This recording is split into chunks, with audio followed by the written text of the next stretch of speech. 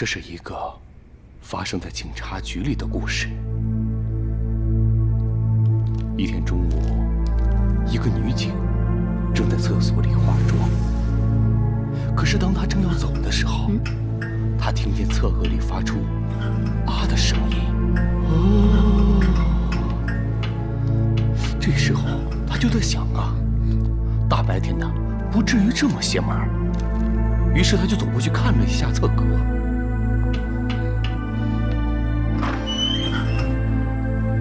她推开了第一扇门，里面没有人。她又推开了第二扇，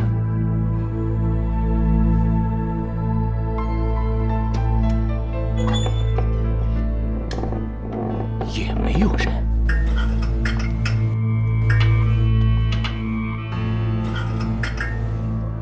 当他推开第三扇门的时候，不是你别打人啊你怎么样？什么怎么样？行不行啊？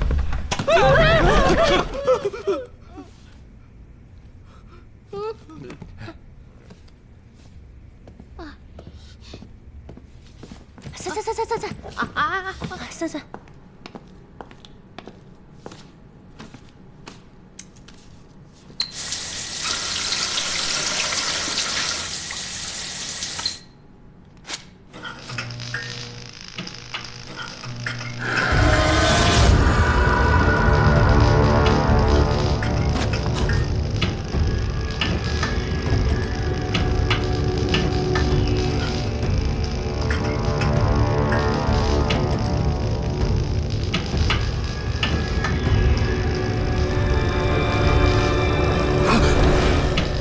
干什么呢？你干什么呢？上厕所？吓我一跳。哟，展大博士还会有吓一跳的时候，怕什么？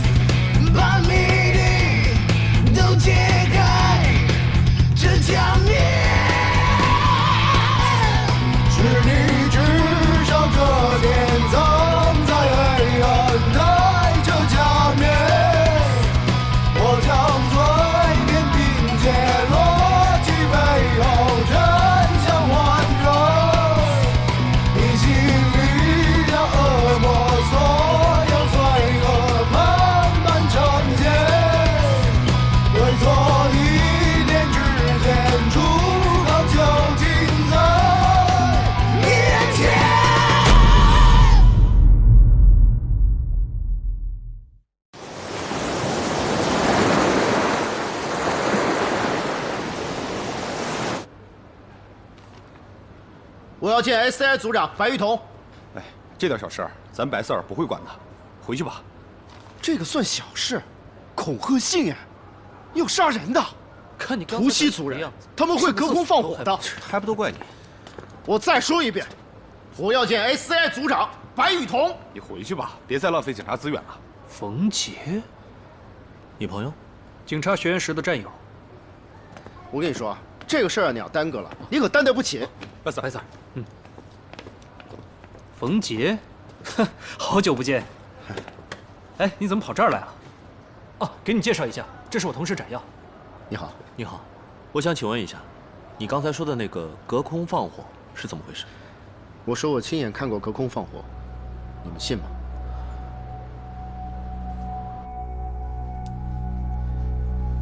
那是在马六甲海峡和安达曼海的交界处，有一个岛屿，叫做图西岛。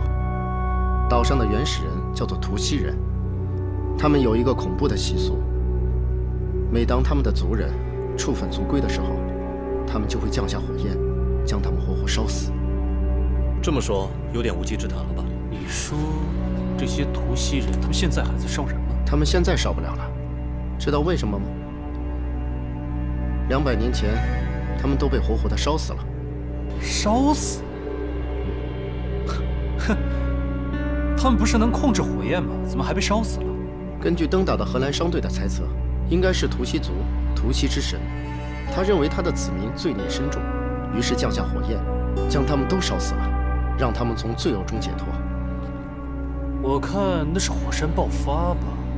哎，不是凤姐，你再怎么说也是位退役警察，怎么搞出这种东西啊？我不是也没办法吗？收到恐吓信的不是我，是我的雇主甘丽媛。你的雇主？退伍之后，我就做了甘丽媛的私人保镖，他就是专门做图西族工艺品生意的。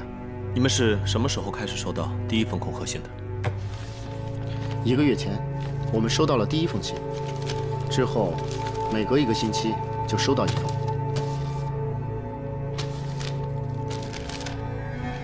刚开始的时候还觉得没什么，后来信的内容越来越夸张。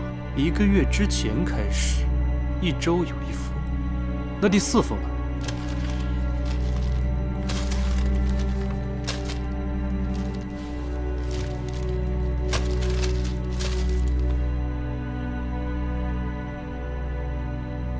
这照片上的人是甘丽媛的家人，从拍摄的角度上来看，应该是偷拍的。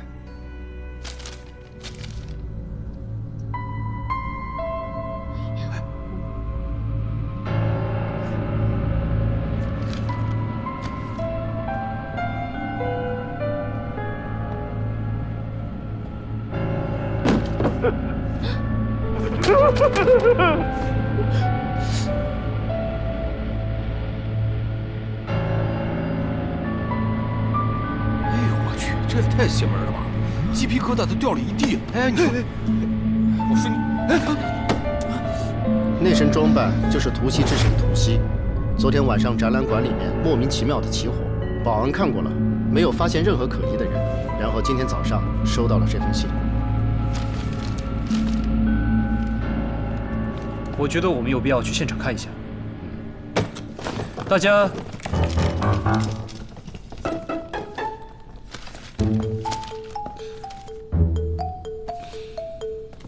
你说这帮人这点出息，去通知一下公孙吧。嗯。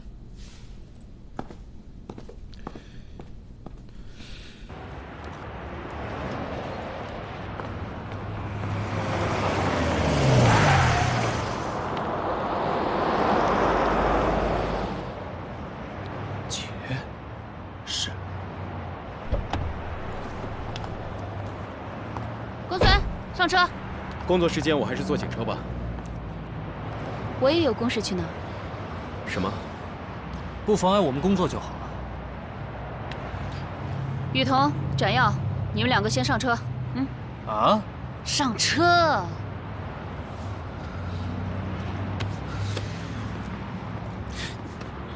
哎，哎，后边。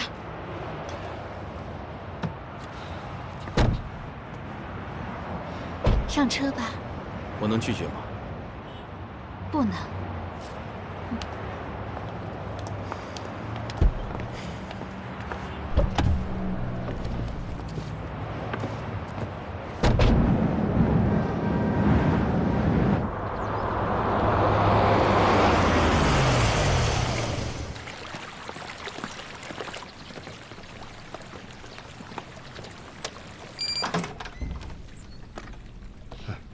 来吧。指纹识别机、面部扫描仪，我觉得你们老板还挺谨慎的。甘丽媛先生为了这次的展览可是下了重本。行了，你们跟我来吧。图西岛是海岛，所以图西族人以捕鱼为生。他们的火焰文化也是从烤鱼开始的。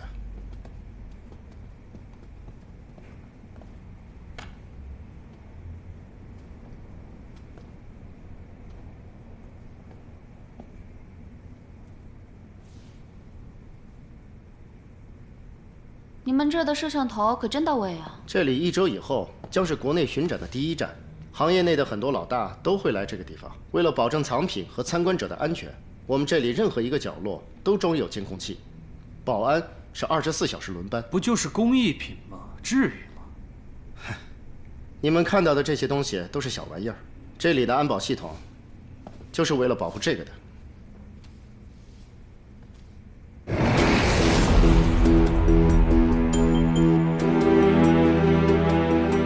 被火星处死的人，最后都会变成炭尸，成为图西族最著名的丧葬工艺品。他们被绑在木桩子上，呈长条箱子状，所以被称为箱石。这个也能算是工艺品吗？真搞不懂你们艺术圈。我问一下，这和其他的炭尸有什么区别？我在医学杂志上看过，它们的区别在于，中国和埃及都是死者死后才进行脱水和防腐处理。而图西族的技术能在生前涂抹药物，燃烧死后就直接脱水变成炭尸。这种防腐技术在医学领域也是一个谜。有生之年，我还想好好研究一下。这个东西值多少钱？拍卖底价300万美元。如果一次性付清的话，最低折扣多少？什么意思？1000万够不够？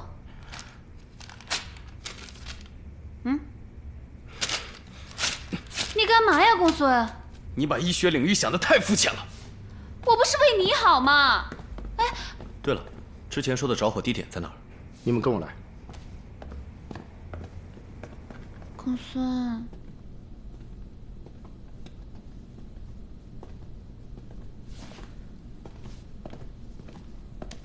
老板，这是我的朋友，想看一下昨天晚上的监控录像。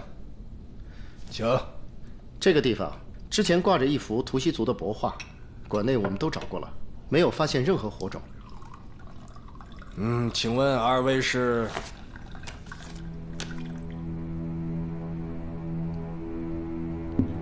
关于你们收到的恐吓信，我们想了解一下。冯杰，你报警了？不是跟你说过吗？不能报警。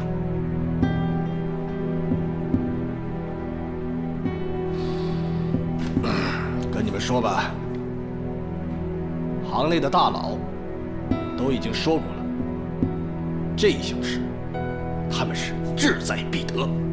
如果运气好的话，也许我们能创造拍卖史上的最高价。这个地方都烧起来了，你要再不加强安保的话，这万一真的有什么诅咒……住口！这话传出去，我东西还卖不卖？卖不出去，你来赔啊！甘立元先生，我也认为你们确实应该加强一下安保，否则下次危及到的可能就是你的人身安全了。开玩笑吧？我从商这么多年，很明显，这就是竞争对手的伎俩。几封信，一把火，搞个恶作剧，以为这样就能吓到我吗？真的只是恶作剧吗？4封恐吓信分别寄到你的家里、公司、别墅，还有这个私人展览馆。每封恐吓信的内容都在升级，而且对方对你的行踪也是越来越了解。那又怎么样呢？署名为图西的恐吓者，他不断逼近你的私人空间，试图想要把你逼出安全的心理风险。你想干嘛？他非常享受这种狩猎的快感。我猜你在投降之前，他是一定不会罢手的。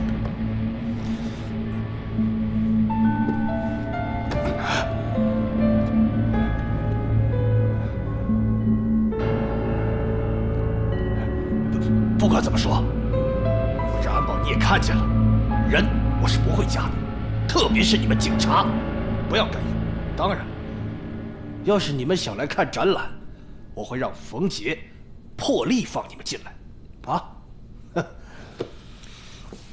你呢，也不要太得意。你这个展览，只要我一句话，消防不过关，就得给我全部取消。你，行了，看来甘丽媛先生不需要我们，走吧。冯杰，你说这恐吓信有没有可能是甘丽媛自己炒作？用自黑来负面营销，现在娱乐圈很流行这个。我看不像。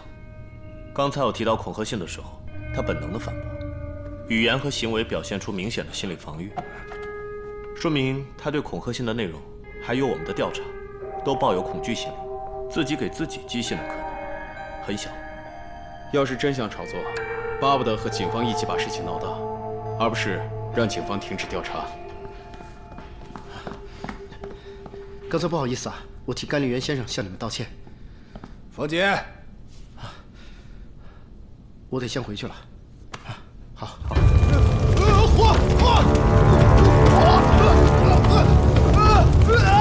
灭火器！灭火器！灭火器在那边！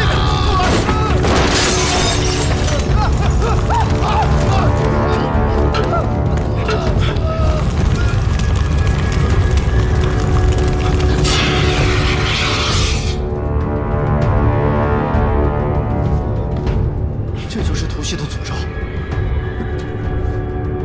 隔空放火，玷污图西文明的人，终将受到烈火的制裁。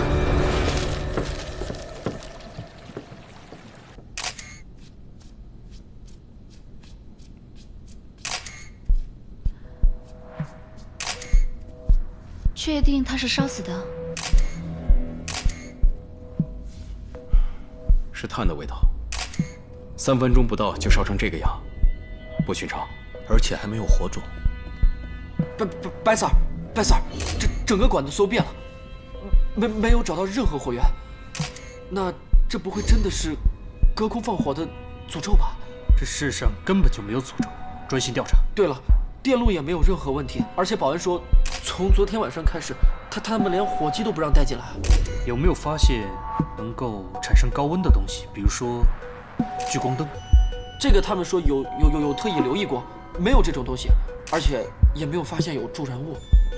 白 Sir， 监控录像和你们看到的一样，甘丽媛是突然起火，监控录像没有什么异常。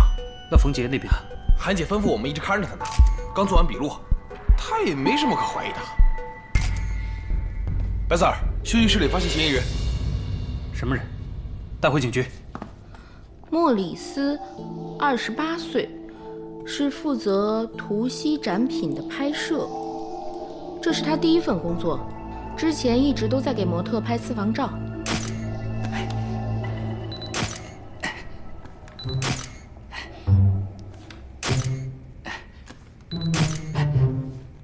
警察大哥，2位长得真帅，要不要改行跟我做演员去吧？我认识一个导演。导演你个头啊！导演，说为什么在现场？我跟那个甘丽媛先生是朋友，我们今天约了见面。甘丽媛人品这么差，还有朋友？警察大哥，我说的这个朋友是这个朋友。所以这次他没有给你工钱，你就决定放火烧他？那怎么可能呢？我要干掉他的话，我就真的没有工钱了。况且我是案发后从后门进去的。后门？当时我在展馆外面拍照片，可惜没有拍到他被火烧成灰的样子，挺可惜的。这么说，你也相信诅咒杀人了？我才不信那个呢，那些图案什么的，但是确实挺邪的。我跟你们说，打住！你刚才说的，你是案发后从后门进去的？对呀，甘丽媛烧死的样子，我就想拍几张，所以说我就翻过那警戒线。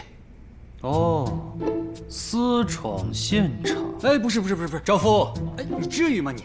我带你们去见见导演，做演员，当明星出道，好不好？不好。这老太太原来叫做莫宁，是南汇大学的教授，一直是学校里图西研究会的会长。你说甘丽媛这么一个人品好、有礼貌、有尊老爱幼的好人，怎么就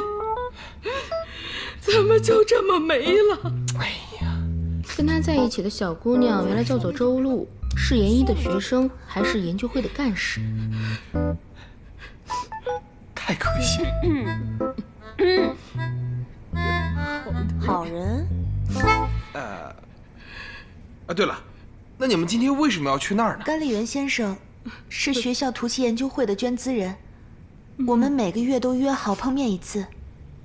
那案发的时候，你们在哪儿？当时莫老师说想出去透透气，我就陪他到后院走了一圈。可是刚一回来就被你们的人带来，说甘丽媛死了。没事。警察小哥，你们一定要相信，图西，它是存在的，它真的会诅咒的。我信。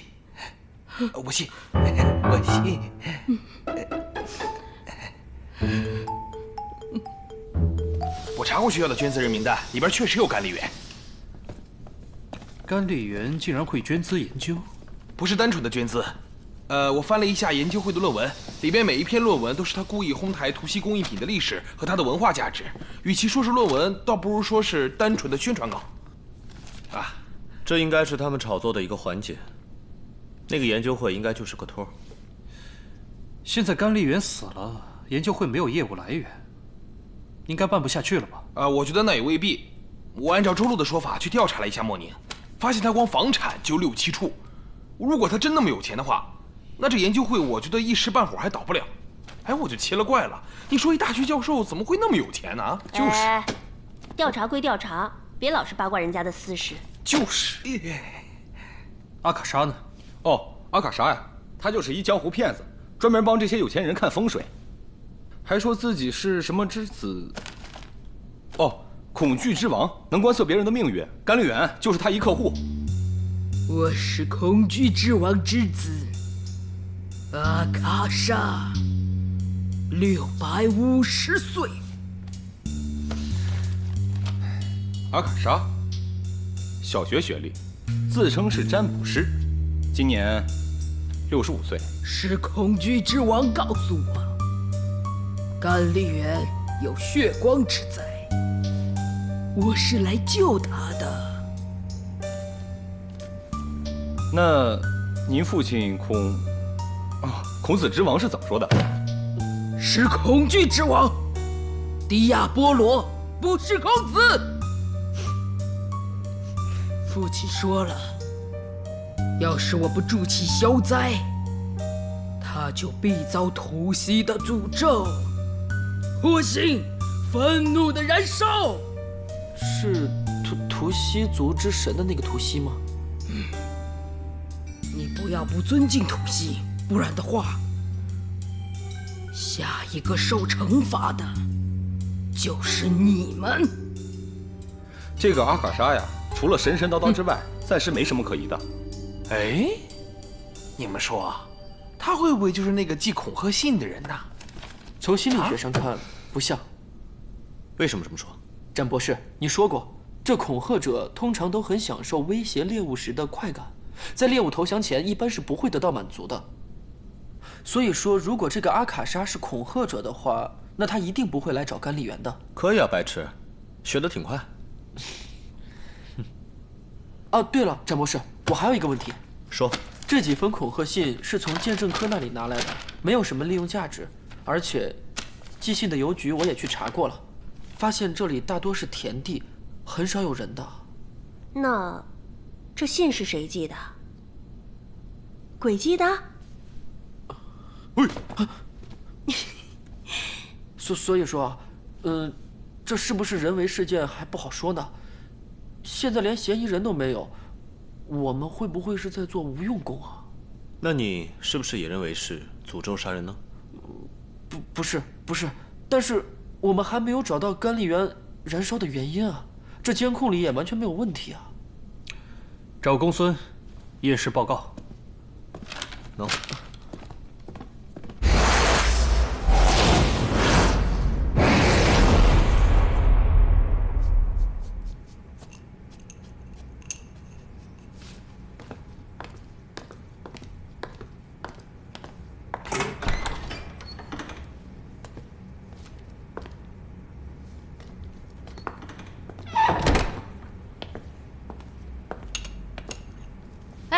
别动啊！带上。公孙吩咐的。不是我说姐，我们在办案，现在你在这里有点不太合适吧？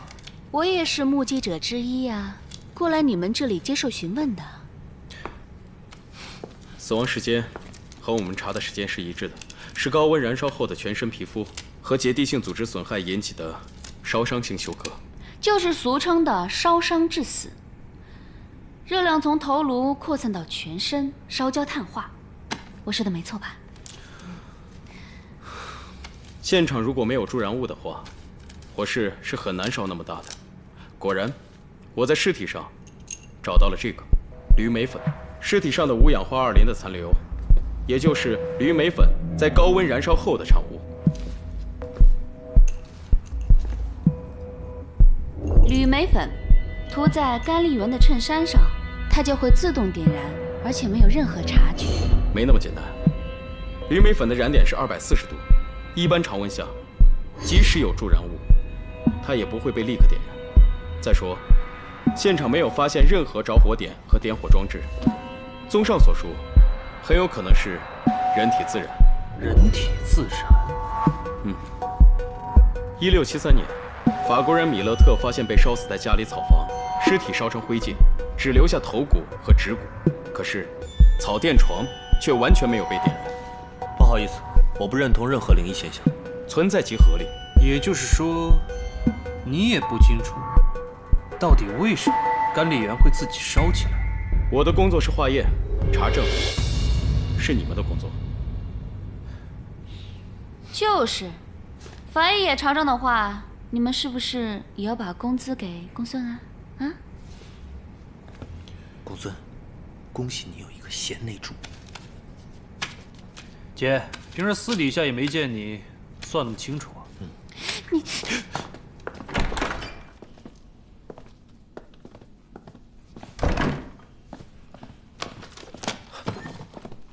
白 Sir， 怎么样？按照公孙的说法，目前还不能确定到底是不是人为的。啊？那不会是真的是灵异现象吧？根本就不存在灵异现象。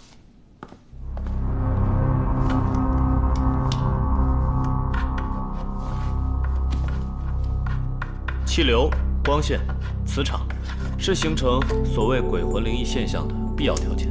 也就是说，看到鬼魂什么的都是错觉。没错，就是这样。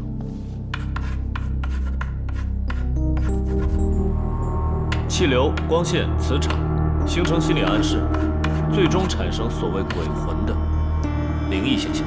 所以说，根本就没有什么灵异现象。就算是有所谓的灵异现象，那也只是暂时用现在的科学无法解释而已。那甘丽媛的人体自燃呢？这又该如何解释啊？关于甘丽媛本人查到了什么啊？简玲，简玲，握手。简玲，别动！白 Sir 叫你呢。别！哎呀，白 Sir， 我看啊，白 Sir 是这样，甘丽媛，德玛西亚展览公司的负责人，早年经营船运生意，经营不善倒闭了，还欠了一屁股债。5年前开始经营涂漆工艺品的巡回展览，挣了一大笔钱，不但把之前的债还清了，还买了好几个展览馆。那人际关系呢？简平，人际关系？哎呀，他就是个人渣，吃喝嫖赌样样沾，外面一大堆仇家，这种人根本就不值得我牺牲睡眠时间去查。是浪费你的时间呢，还是你不想查？CI 组员蒋玲，现在正式通知你，将扣除你本月和下个月所有奖金。那什么，白 Sir， 我跟你说，我觉得吧，您说的特别对，像这种人渣，为了正义，我一定会把他祖宗18代都给查出来的，您放心。这就对了。哎，白 Sir， 甘丽媛身边这冯杰，哎，甘丽媛身边的朋友都是对他一致好评啊。白 Sir， 那冯杰挺帅的嘛，他有女朋友吗？啊，阿杰不喜欢你这种类型的女生，这个我知道。你怎么知道？难道他喜欢男人？不敢管他喜欢男的还是女的 ，I don't care。你们马姐分分钟搞定他。哇！没品味，不懂得欣赏。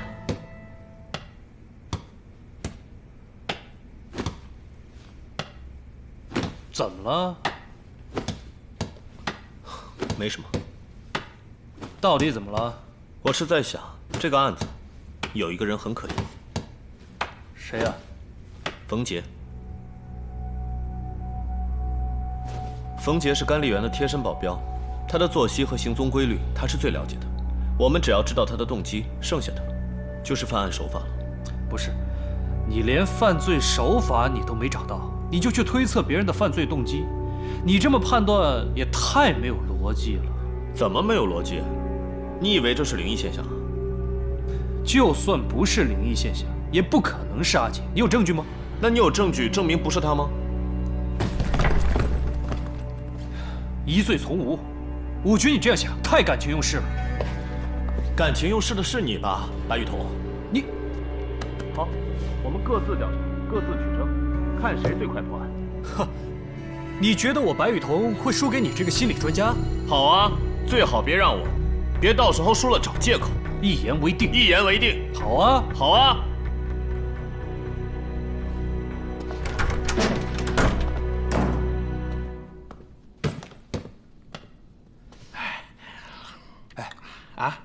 这做什么呀？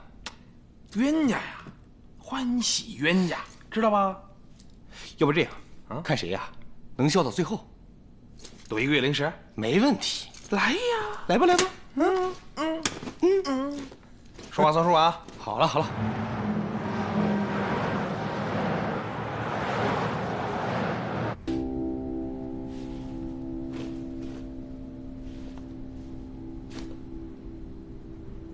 进来吧，白池。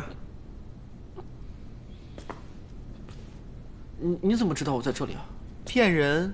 你怎么骗得过魔术师啊？况且你天生就不懂骗人。啊，我来这里是想问你一个问题。你刚才那火是怎么回事啊？你想问的不是火，是人体自燃的案子吧？你怎么知道？自从上次的案件，跟包具一直有联系。他跟我叔叔是好朋友。那你知道能让人体自燃的魔术吗？有是有，不过需要满足太多条件了。那个案发现场不适用，而且你知道的，魔术的背后都是符合自然规律的，不存在超自然力量。人体自燃也是一样，只不过还没有发现背后的原因而已。那好吧，我再问你最后一个问题啊。你手里有什么秘密吗？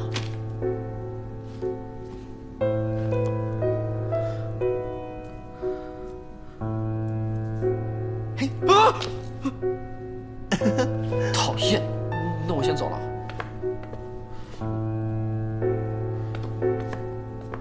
我再问你一个问题。你不是说好就一个问题吗？这个问题很重要的。行，你问吧。他会人体自燃的魔术吗？他，你的叔叔赵觉。我叔叔他用的不是魔术，是比魔术更高等级的魔法，操纵人心的魔法。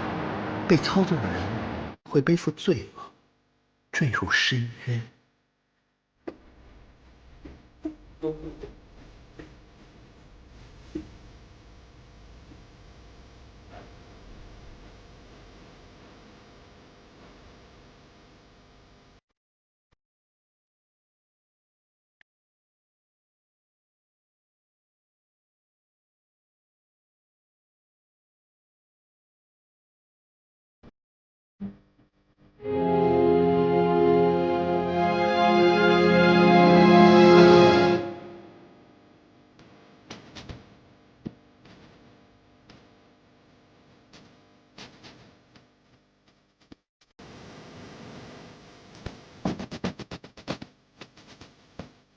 看到了吗？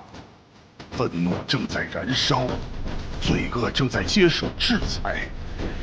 与恶龙缠斗，自身亦成恶龙。